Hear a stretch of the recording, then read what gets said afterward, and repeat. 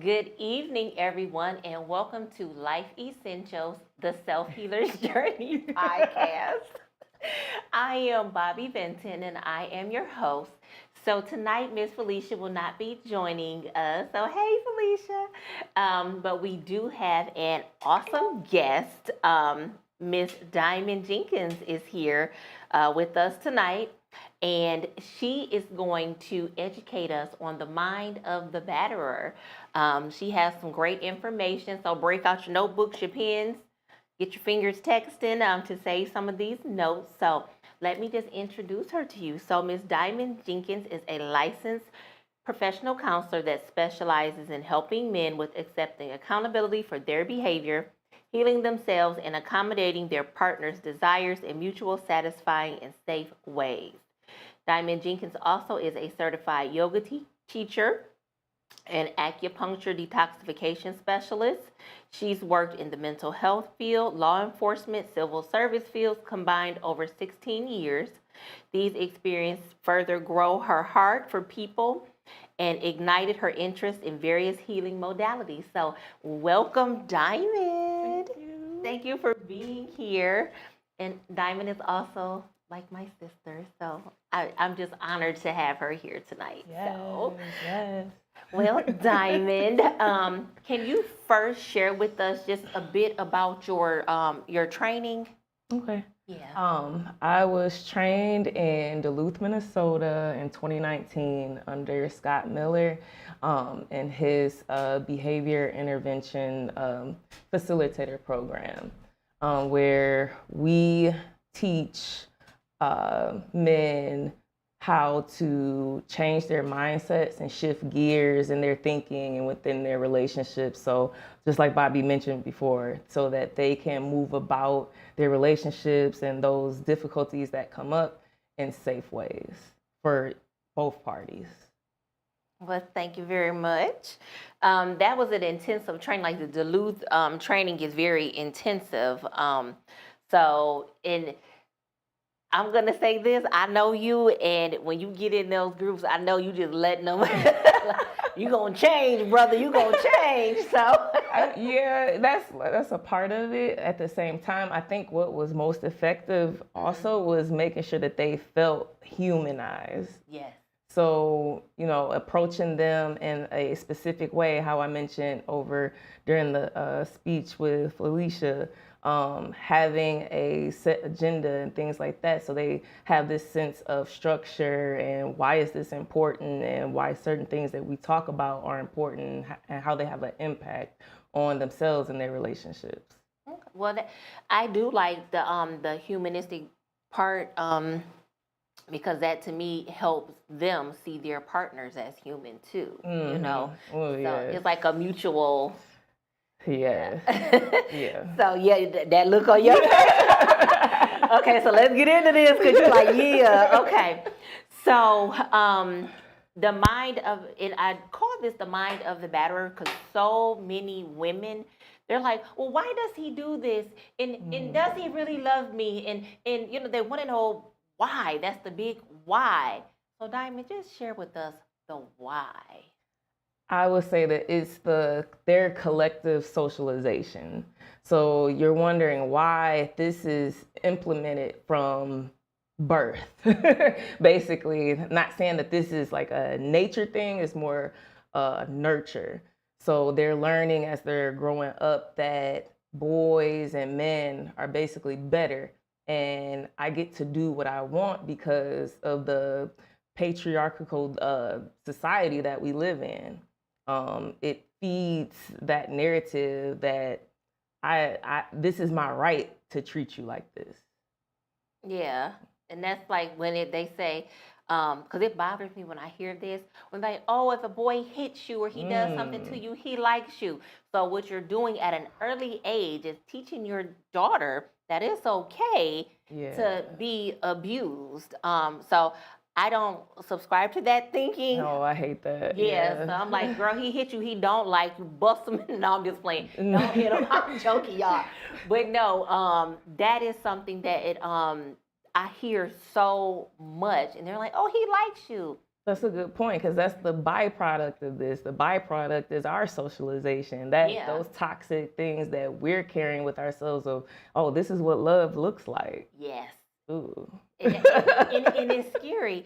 And it's like from a young age, like girls play with dolls. They get the kitchen and they get the little Barbie head and do the makeup. Boys get trucks. Boys get army fighter men, things like that. So then, like society has it set up. We have these gender roles assigned.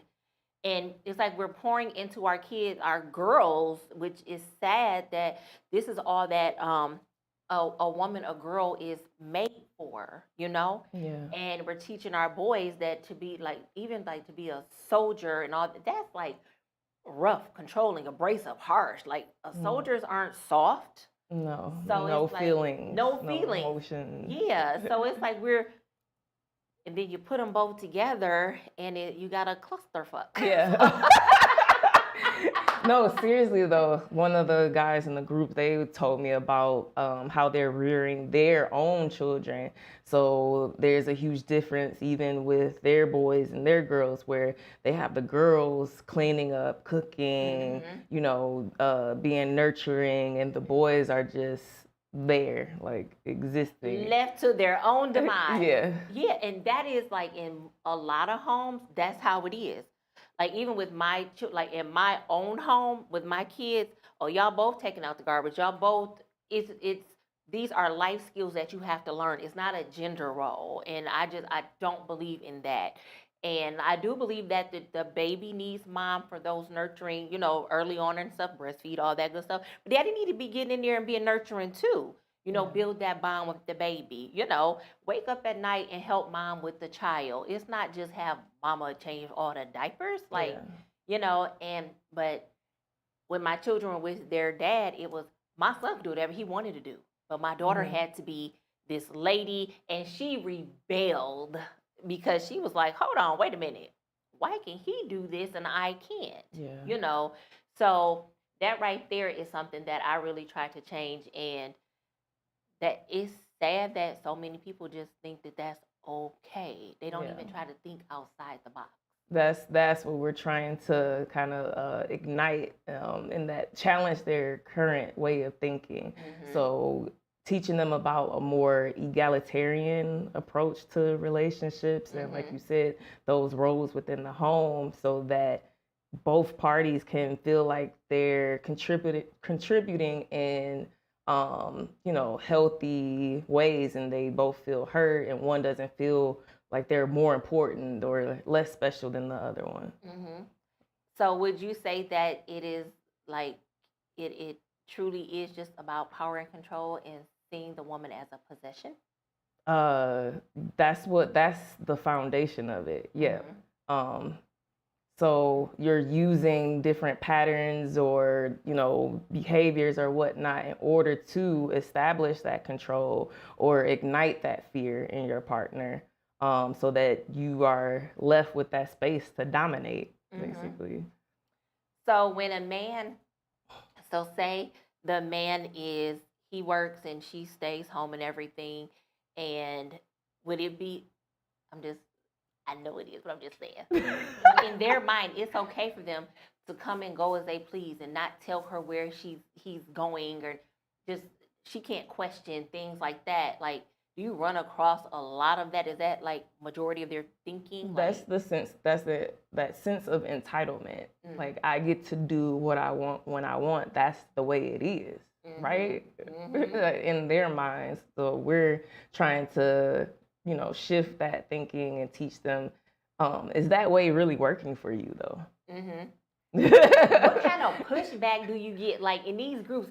I mean, you being a woman. Oh my God. So in these groups, like, tell me, how is it? Like, paint a picture for me. How is it? That's why it's important to set the tone and set that structure immediately, because you come in and, like you said, they're looking at me like, who is this chick? What is she supposed to teach me? You look like you're 15. Like, how are you going to help me? But then when we're moving through the group and they're talking about their partners, but maybe not using their names, and I'm like, hey, I just want to draw your attention back to the rule that you have to use their name, because it's so embedded within them. They don't even realize they're doing that until you point it out. And then I think it forces you to think. And that's what this is all about. It sucks that something bad has to happen to force you to think, but we're gonna use whatever we got, and that's why I like to get a hold of them before they're in some sort of horrible predicament. Now, when you were doing your groups, like, what was the percentage of people who just were there on their own? That was like, something's not right. What was the percentage of that? Your face said it all. Okay. Zero. Okay. No, they were all court ordered to be there. Okay, and that's the norm. It's normally just court ordered. Yeah. Okay. Yeah. Now, do you see? So you're saying the foundation of this is the patriarchy that's already been set up for this country. That mindset that men rule, women rule, kind of thing. Yeah. So do you ever see people in the group who have just suffered trauma or grew up in homes where it was abuse? Oh, yeah. And that is where they get it from, and it's not even just It's all of it. It's all of it? It's all of it. It all works together. It's just one thing reinforcing the other. So if I see my father, being violent, and that's how he gets his way in the home, and there's no consequence, then why wouldn't that work for me? Okay. So it's a lot of, like you said, like learned behavior, the modeling that they see. And then you get out into the world and you kind of see the same things. So there's that sexism piece we talk about where, okay, like, I make more money than y'all. It's important to establish who's the head of the household and why, because I got the penis, I got the testicles. I am the head of the household. You know what I'm saying? Like, you see that with the government and you marking your tax, with your taxes. Like, it's literally everywhere you turn. So why would I have to think twice about it? It's like the privilege, being born into privilege. It's definitely male privilege, and a lot of guys don't think that they have that. But I like to look at it the same way as racism, where white people really don't have to think about like the privileges they have day to day, whereas men is the same thing, where when we go out, if I go for a run or something like that, I'm thinking, oh, hope I don't get raped during this run or something. Yeah, it's just Lord, something that you don't have to think about as a man. Yeah. And even like to turn down, like if you're walking through a crowd of guys, it's like you have to worry about being catcalled. Or if you turn a guy down, you have to worry about if he gonna call you a bitch or he gonna whoop your ass. Right, put hands on you. Exactly. So, sorry, I cuss a lot down. But you know that in real life. Okay. But that right there is scary, and I really do feel like it should be. I said this the other day. I forgot where I was at, but we need a curriculum in school because the way even our curriculum in school, the way everything, home economics and all that stuff, and they push the girls towards home economics, the boys go towards health, but everybody got to take gym. But But my thing is, put like these kind of like some kind of, you can even label it a little softer name or something, but some kind of educational piece to help educate. So much domestic violence is happening in schools, in middle school, sometimes even kids, depending on how grown a little kid is, in elementary school on up. So if we had some education, some curriculum teaching these kids that these behaviors aren't right, we can make a change, a shift. It gives the kids something else to think about, because at home they may not be getting it, but in school they may be getting that peace that they need, because it's terrible out here. Like, Yeah. it's terrible. When you start talking about stuff like that, it's like, okay, then that puts some accountability somewhere. Yes. Nobody want to be accountable. It's just like, when they started introducing things like critical race theory, or, educating more about, what happened with the transatlantic slave trade and things like that. They're trying to keep that stuff out of schools for a reason, because it's going to force you to, number one, be aware, educate yourself, and be accountable. Yes. And things have to change once you introduce that accountability. So the structures are the way they are for a reason, because it's working for who it's supposed to be working for. Yeah, the privilege. So I have heard you. So explain like the court system, because you, in your presentation that you did a couple weeks ago with Felicia, you were talking about how the court system is set up. It's not set up to help women. Can you explain that?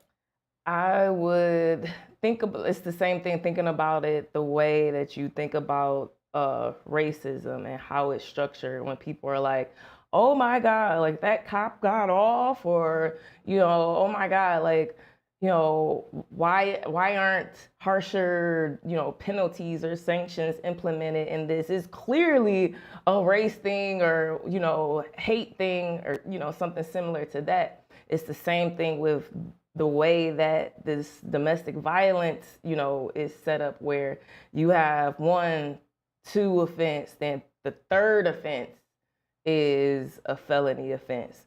Or you're not even really gonna get to that first one. Maybe I'm gonna let you off on a disorderly. So then you really don't even have that offense on the record. So it's not even reflective of what this person is out here doing. And then it's really, really hard to,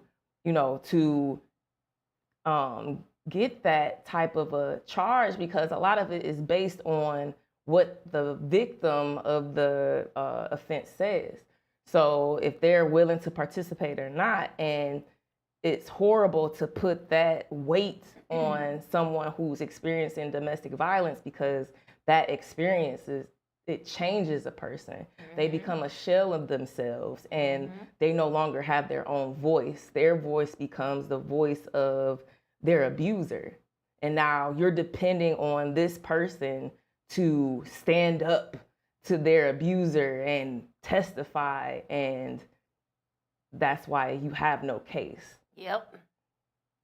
So it's up to the courts and the people that are handling these cases to hold these perpetrators accountable, but we're putting all the weight on who they're abusing, when their voice is no longer their voice, it's their abuser's voice. So of course I'm not coming to testify. I'm rolling with this person who's abusing me. I'm not myself anymore. And y'all not going, you already showed me that you're really not going to save me if something happens. Because that's what I run into a lot when I'm doing advocacy. A lot of times it is like people are re-victimized by the courts, by sometimes even organizations that are supposed to be advocate organizations, like depending on who they done hired, like the victims are being re-victimized over and over again. And like you said, they're supposed to go testify against this person that they may go back to. That may be their demise. For one, they done filed a police report or took it further than they ever have. If they have a moment of weakness and go back, it is going to be like 10 times worse. And guaranteed, if she does it, something happens and she tries to leave again, that could cost her life. Yeah, she's going to pay. She is going to pay. Yes. And to me, if you have good prosecutors, those good prosecutors will be like, we're going to pick up this case and we're going to move forward without the victim. I like those people. Yeah. That's I'm like, yeah. But that takes a certain, specialized, a specialized eye. Someone with special training. And even when you start to move through these different organizations and courts, you can see the lack immediately, because the response is not appropriate. The sanctions are not appropriate to what's actually happening. So let's talk about the sanction. This is important. What a lot of people don't understand or recognize is, you said this before in the past, anger management is not. No, anger management is not effective in active domestic violence. Explain why. Because of the mindset. So you're going to give someone with a mindset of, I get to do what I want, I get to dominate you, I'm entitled to do this. Give them some tactics or tips to control their anger, like go count. Or you know what I mean? Like, Go count. Let's try some deep breathing or whatever you talk about in anger management that has nothing to do with their mindset of, this person belongs to me. And that's the thing. And that goes all the way back to, I'm gonna say, the beginning of time. It's like a woman has always been seen as a possession. The fathers, they get these dowries, they're selling their daughters off. That is just horrid to me. And they're selling their daughters off to the highest bidder. Like she is a golden pen. Yeah, that's still going on. Yeah. And this is a worldwide, like this is a pandemic, epidemic within itself. But like I said, like it's not being addressed for a reason. Yes. But we're losing so many lives every single day to domestic violence and intimate partner violence, however you want to, label it. Yeah. And because the sad thing is that the world does not see women as precious people, human beings. Like, and that's the thing. We're just things to a lot of people. That you just triggered that thought of that video I sent you where. Oh yes. It, like you said, it's so deep and it goes so far, even back to colonial times. Where the colonies first settled and they came upon the Native Americans and they saw the women and how they were really respected and they had egalitarian, what am I trying to say? Equal practices. I cannot get that word out right now for anything. But they hated it. It hit their egos. Oh yeah, and they destroyed. Like they wanted to teach those women a lesson. Like you are not in control. You have no power, and it talks about the effects are felt to this day. Yes. So. That's like rip, because they ripped their in my CPS training. Did you CPS too? Yeah, remember in the training how they talked about how they took the Indian children and they put them in those boarding schools and the way they abused those kids. It was like, let's break this up. Just like they did with slaves. Let's just destroy them. Yeah. Like just destroy this whole one race of people. There are not a lot of Indians left on this planet because of this. Yeah. And so just think, like, all those kids, they broke that up out of them. And that's terrible. Yeah. And, I mean, whoever, I'm going to say, the way things are set up, whoever is different or shows anything that hits somebody's ego, who is in power, they want to get rid of it because they have to be in control. Let's get rid of it. And, I mean, we just see it everywhere. And it's sad, and it's sad that we bring life. We are life bringers. Like, as women, we are, without us, there would be nobody. You know what I'm saying? So you would think that there would be, a more protective attitude towards women, but I think that's the deep-seated work that men have to do, because a lot of it has to do with like the dislike or the hate towards women that men haven't really even healed from. So steering from their first relationships with women. I'm not gonna say it's always your mom, but usually your mother is the first like woman that you have contact with. Yep. So you really want to take a look at those early on relationships and the impact that they had on you and do the work. Yes. You can't stop running. Quit running. Quit being running the track stars. Yeah, and you're just causing harm wherever you run to. Yes, just bleeding all over everybody. Yeah. And the thing, like, when you say, like, healing the mother wound, the father wound, all these things are so important.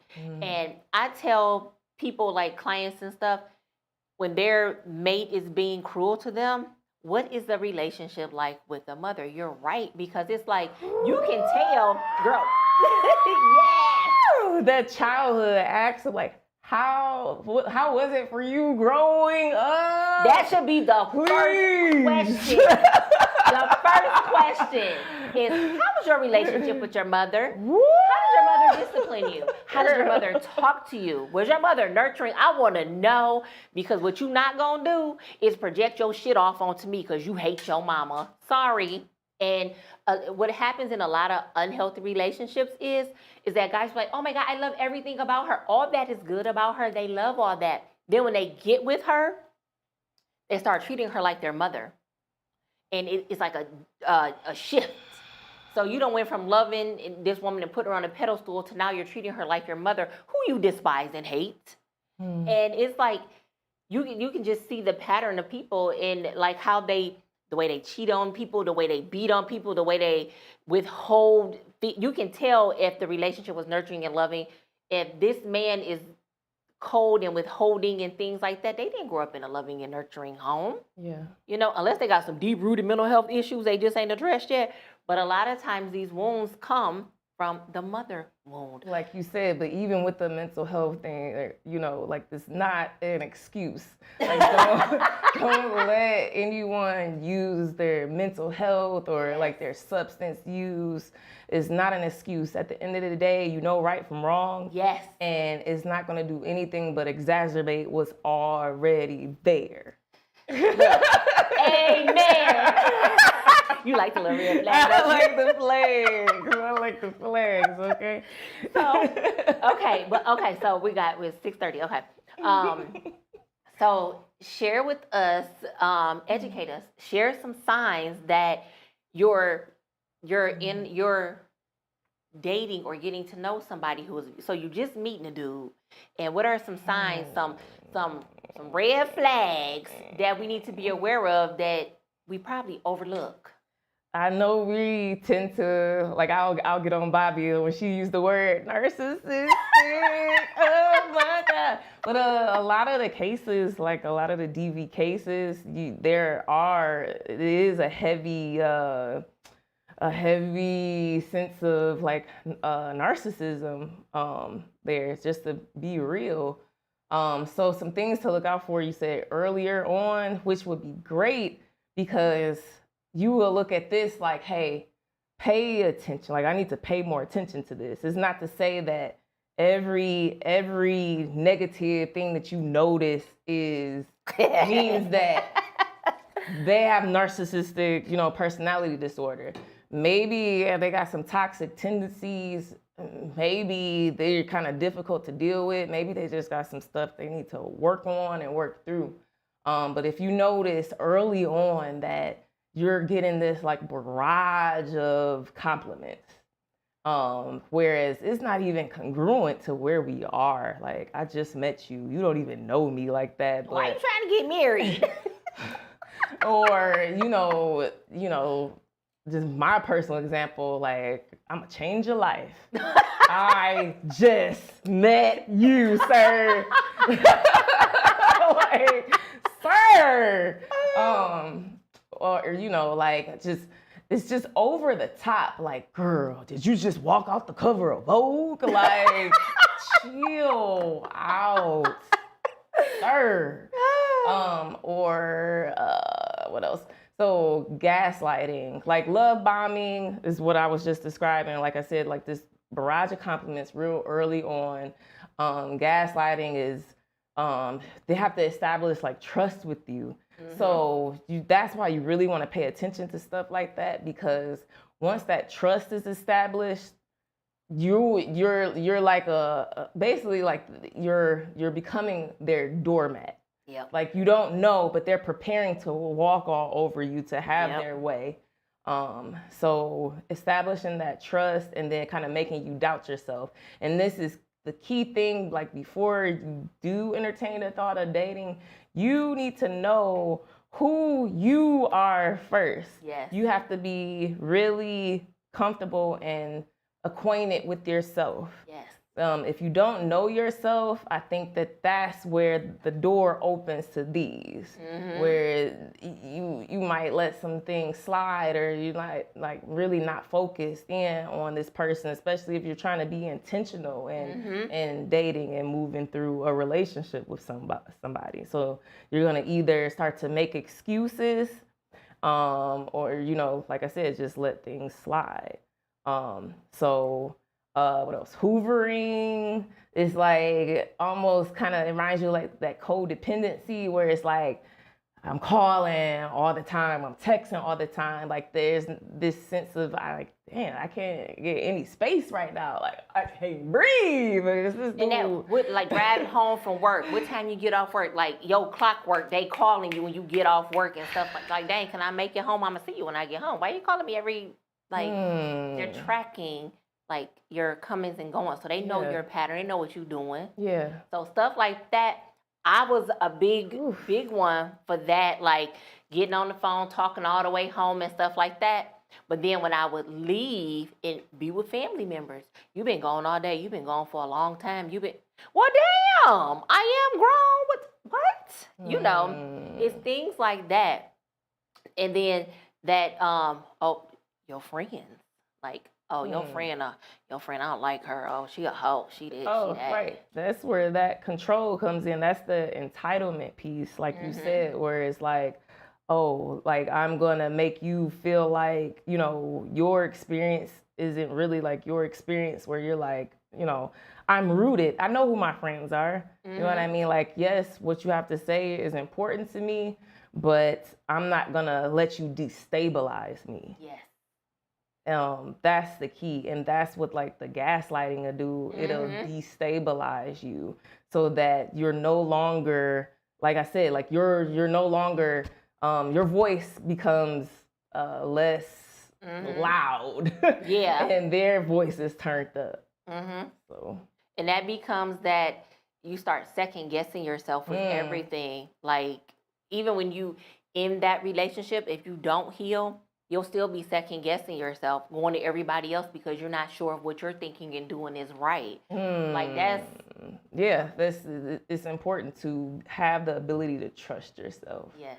And that's where that deep work comes in, to like ask yourself questions, like get to know yourself on an intimate level, because trust and believe you're gonna get tested out here. Yep. People are going to pick up that you're a good person, and that's what I really like to explain to women, that if you've been through that type of abusive relationship, they don't even have to be like a physical type of abuse, but either like an overt or covert type, you've dealt with that type of narcissist, you have to understand that that person picked you for a reason, because there's nothing wrong with you. There was everything right with you. Yep. Everything was right with you. Yep. That's why they picked you, because you're a good person. Yes. Because you're empathetic.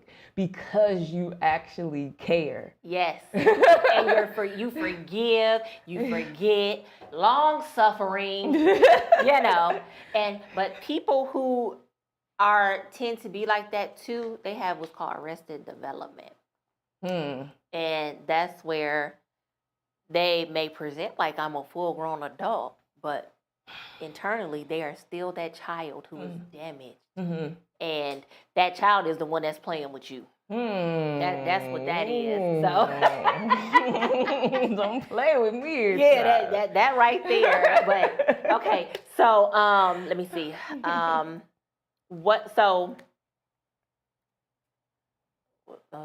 think did we answer? We did talk about this a little bit beforehand. So do abusers change?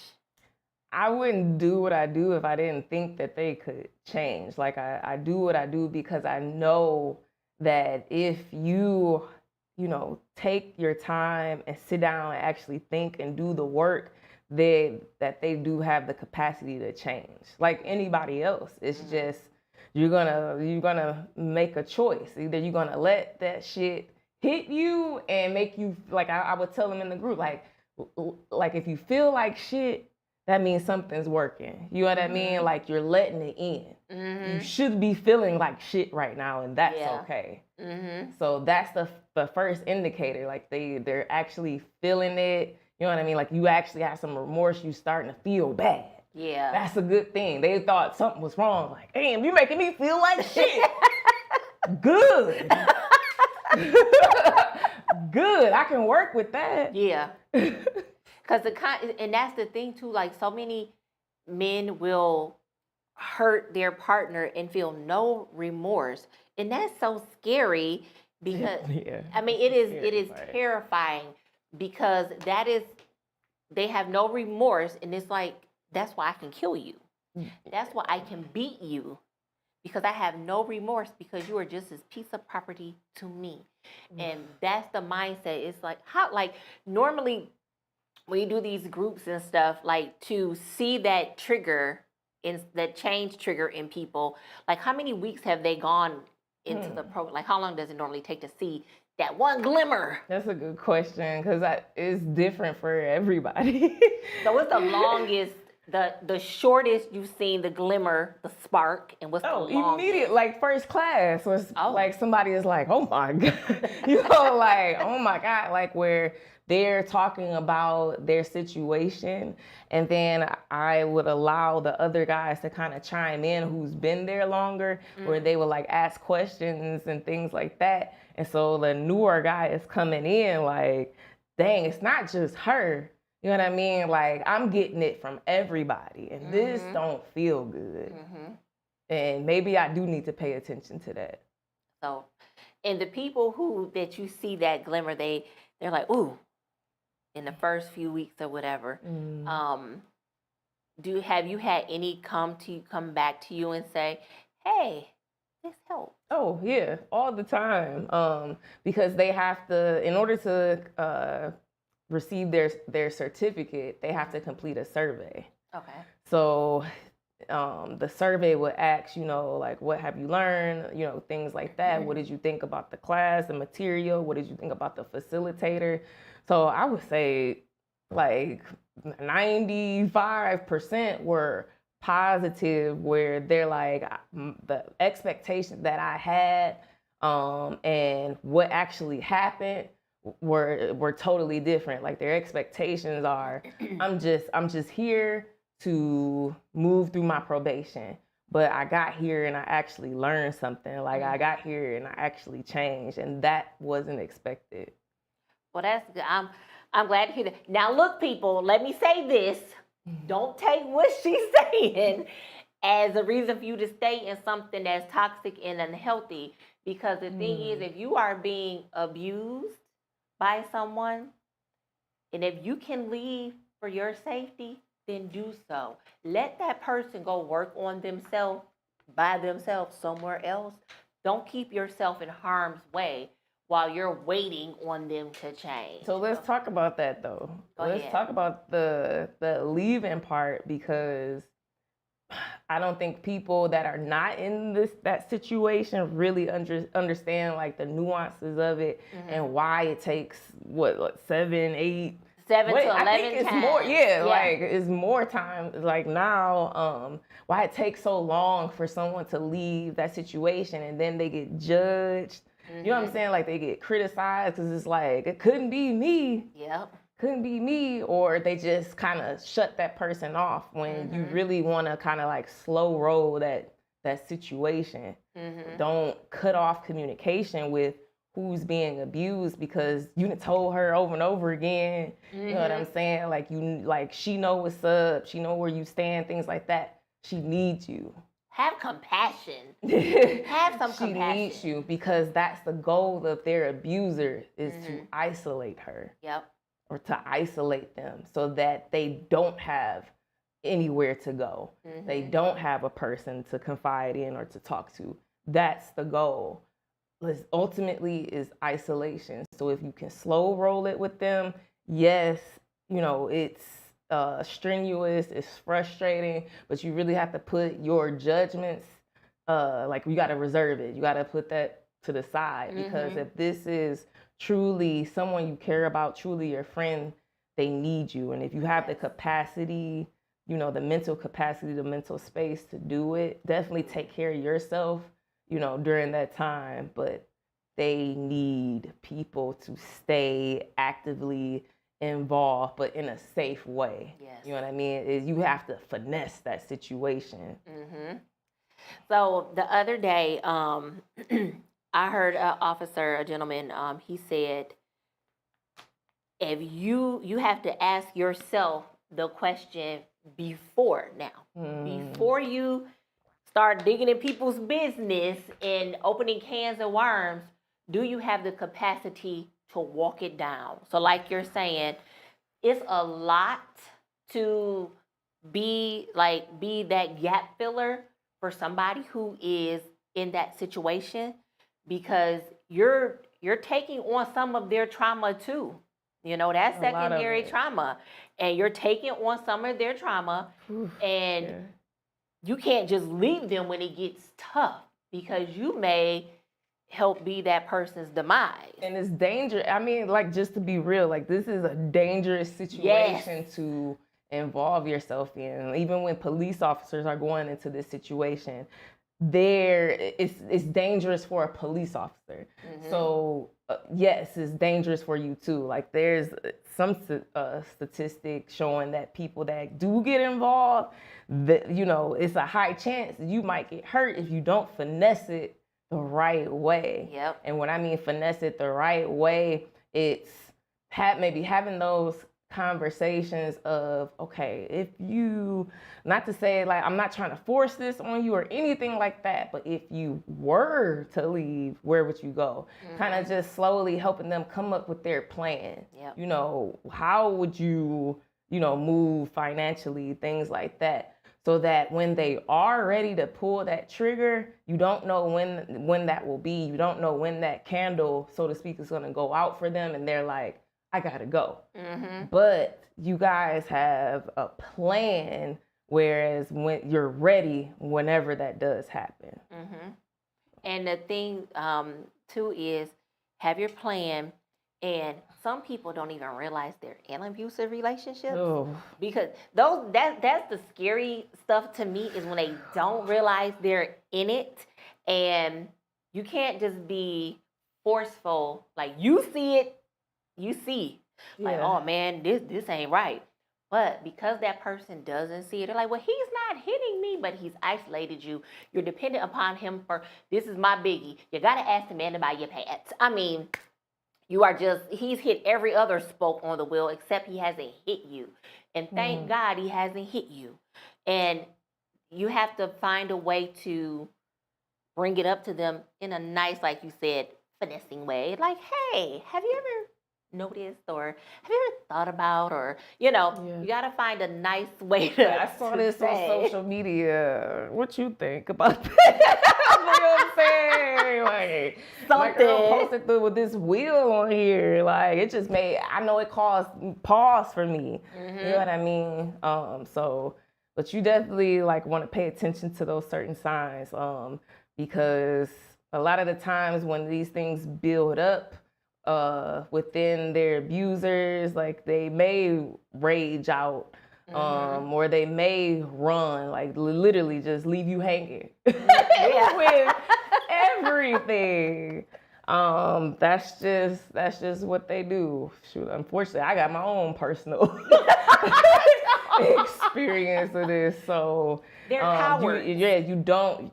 Sometimes, like Bobby said, you don't know. Hell, I didn't know, like, until I really got dug deeper and actually started facilitating this class. So like she said, like, we need more education. We need to spread more awareness, because a lot of these signs are so under the radar. It's so covert that it's really hard to detect unless your antennas are up. Go back to the word covert. That is the thing that gets so many people, I'm going to say, hoodwinked and bamboozled. Because if the representative has you so enamored, and some people can wear the representative mask for... Woo, no, I think I got the record. Okay, I forgot. I think my ex hold the record for wearing a mask. You know he had us all fooled. So, but yes, I think my situation is like way more bizarre. That's how I call it. It's just bizarre. But it's very, very, very bizarre.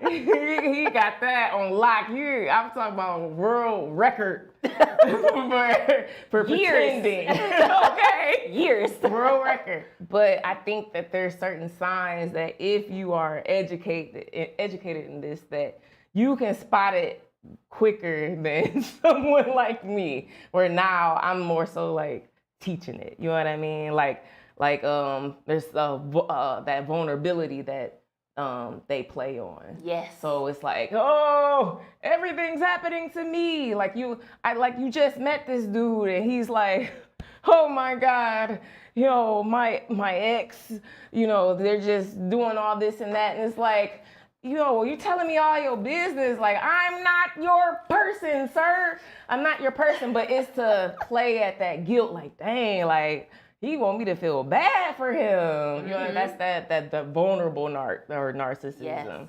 Yes. So things that back 10 years ago, I had no you were clue so innocent. What to look for. You were totally innocent. But I was the perfect pawn. But and you know what? The perfect mark. I'm not gonna call you no mark, but it is what it is. Like for you, like I said, because you were perfect, you were just awesome. Because you are awesome, and that was it. Like you didn't even realize, and you was the upgraider. That they're drawn to that. You know what I'm saying? Totally Same drawn. for you. Yeah. Like when you meet Bobby, you're basically like you're enamored with joy. You're enamored with with kindness. You're enamored with empathy, with thoughtfulness.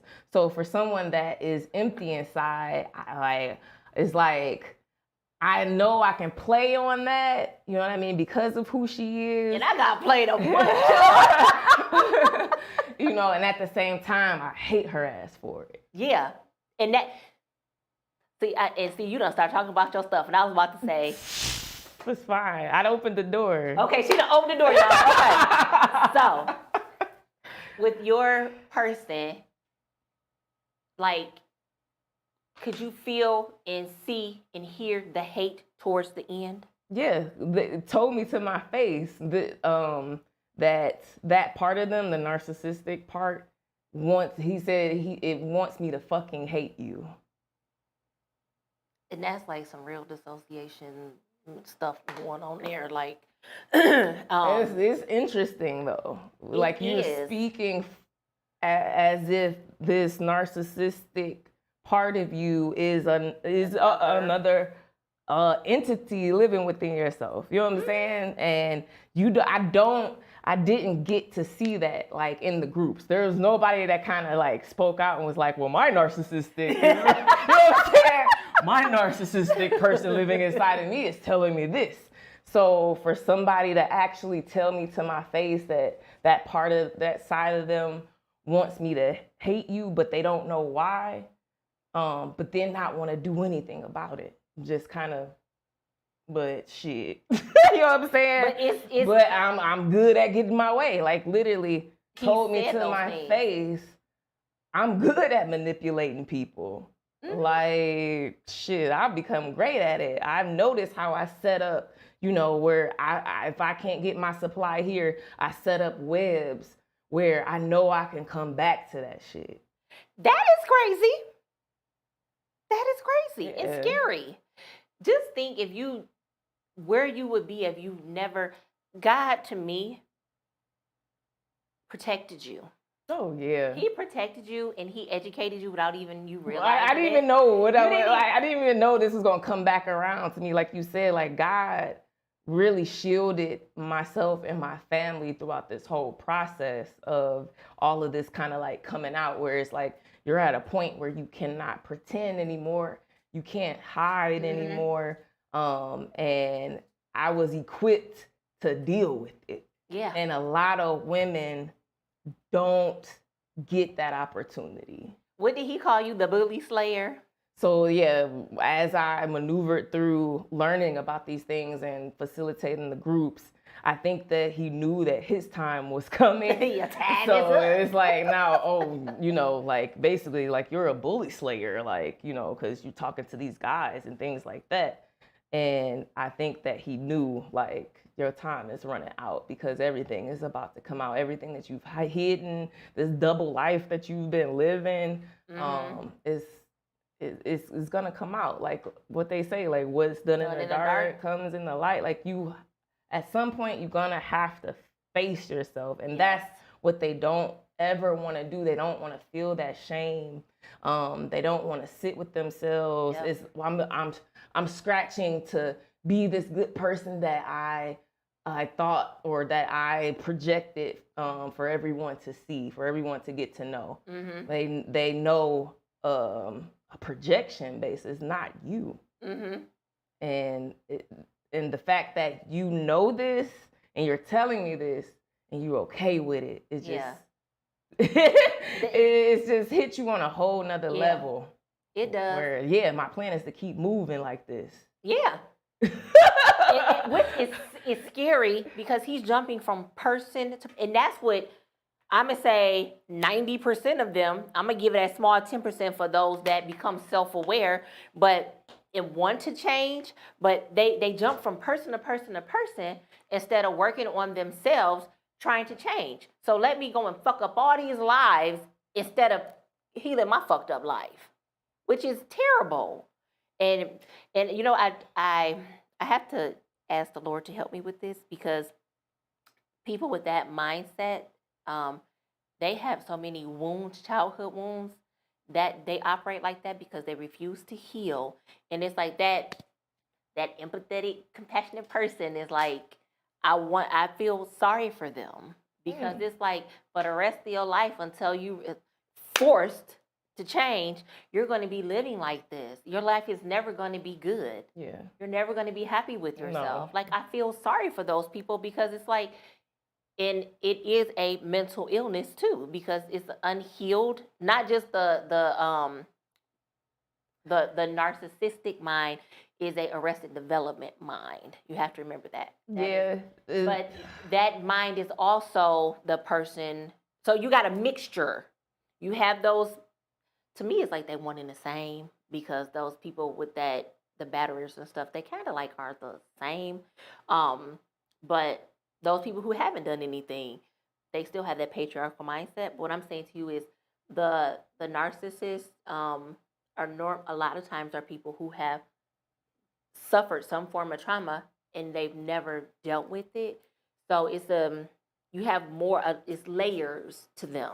That's fine, but at the end of the day, like I told you before, it's like they know right from wrong. Yeah, they do. And usually something really, really bad has to happen to even just kind of slow them down, like make them think, or because they're moving throughout their day. They're not, abusive or violent with their boss. Yeah.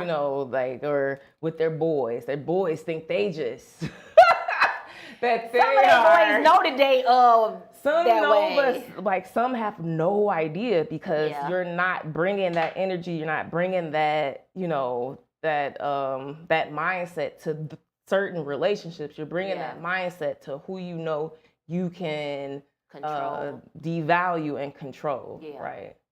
And so, not to say I'm saying that they right, wrong. I know they full 100% wrong. That's all I ever dealt with. Lord Jesus, help me. What I'm saying is that part of me, that Jesus part in me, is this person is so messed up that I just feel sorry for them, And all you can do is pray for people like that because pain is going to be the way they change. And it's sad, but something bad normally happens for them to change. Yeah.